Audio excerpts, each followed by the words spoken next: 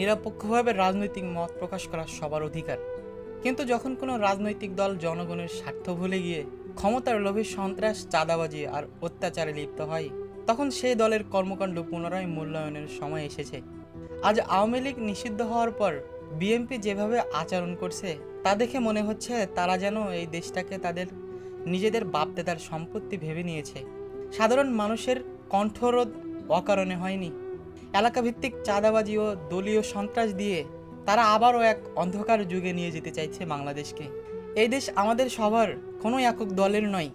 তাই দেশের শান্তি শৃঙ্খলা রক্ষার্থে যদি কোনো দল জনগণের উপর জুলুম নিপীড়নে লিপ্ত হয়, তাদেরকেও নিষিদ্ধ করা উচিত। তাদের কর্মকাণ্ড আইনের আওতায় এনে জবাবদিহিতার মুখোমুখি করা জরুরি।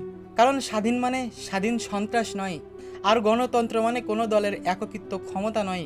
সময় এসেছে সাধারণ মানুষকেই আওয়াজ তোলার। দেশের স্বার্থে কোনো সন্ত্রাসী দলকেই নিষিদ্ধ করতে হবে ইনশাল্লাহ।